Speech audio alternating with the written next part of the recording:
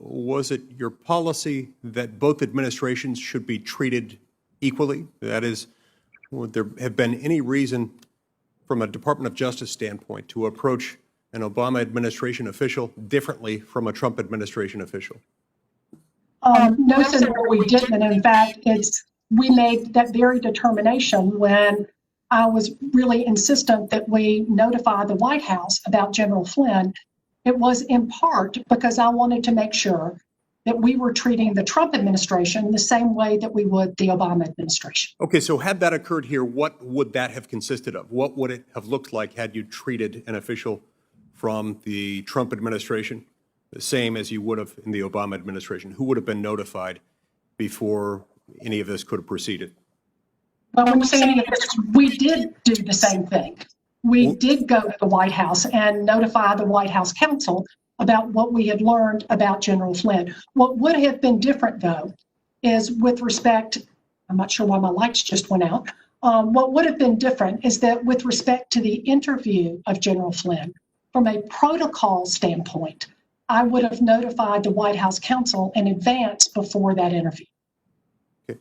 Did anything like that happen here? I mean, was anyone from the Trump team notified? Prior to the interview, no. That was one of my concerns about it, but this was a protocol issue, not a legal issue. Okay. But that was certainly something that would have been an irregularity.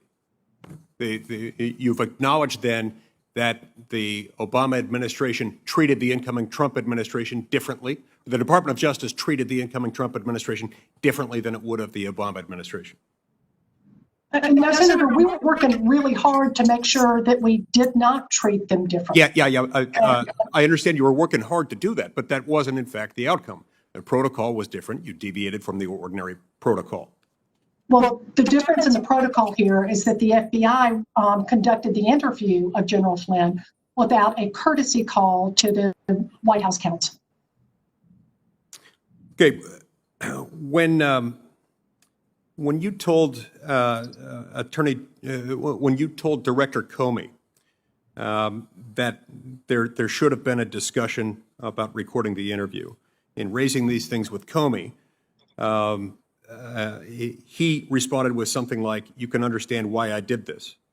To which, according to your 302, you responded no, and Comey responded he didn't want to look political, and that you. The 302 also notes that you were offended by that implication. Can you elaborate on this? Tell me why you were offended and what specifically offended you. Senator, you probably heard me say too many times now, I was a prosecutor at DOJ for almost 30 years. I prosecuted public corruption cases as an AUSA, Democrats and Republicans.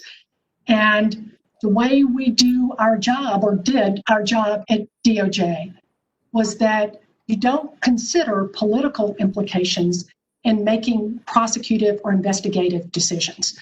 And I was offended by Director Comey's implication that he would be perceived differently than I would. Got it. Let me ask you, was it irregular for agents to plan to attempt to, quote, get him to lie so we can prosecute him or get him fired before the interview, as stated in Bill Priestap's notes? Is that an irregularity? I'm sorry, Senator. I lost our Wi-Fi connection here, and all I heard was at the end, was that an irregularity? Yes. Would you mind repeating the question, please? For agents to plan to get to, quote, get him to lie so we can prosecute him or get him fired. Well, certainly that's not an appropriate way for the FBI to conduct itself. I don't believe that that's what they did with respect to General Flynn. And I think if you read the 302, it's pretty clear about it. Is it irregular for McCabe to have pressured General Flynn to appear without counsel? I don't think that he did pressure him to appear without counsel. All right. Just to make clear, I want to get to the bottom of what went wrong.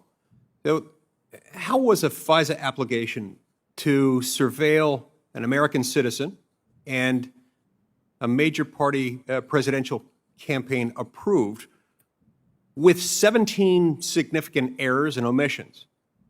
And no one knew until the Department of Justice Inspector General conducted an audit, by the way, that would have never been conducted had the surveillance not involved a staffer of a future president's campaign. Had President Trump lost in 2016, these significant errors and omissions would never have come to light, would they? Oh, I don't know that. Inspector General Horowitz, I've known him for a long time. He's a very thorough guy, so I wouldn't count on that necessarily being a different result then. Were you aware that agents were using information compiled by Christopher Steele at the request of the DNC at the time you signed either the initial Carter Page FISA application or the first renewal? I was not aware that the DNC was funding it, but I think we suspected that there was a chance, but we did not know that to be a fact. And in fact, the Inspector General did not identify that as an error, which, by the way, not to quibble here, there were 7 errors, not 17, and the FISAs that I signed, but 1 error is too many. Mr. Chairman, if I can ask one more brief question. Were you aware of the concerns with the reliability of the information that was provided by Christopher Steele and what we now refer to as the Steele dossier before signing either the initial Carter Page FISA application or the first renewal?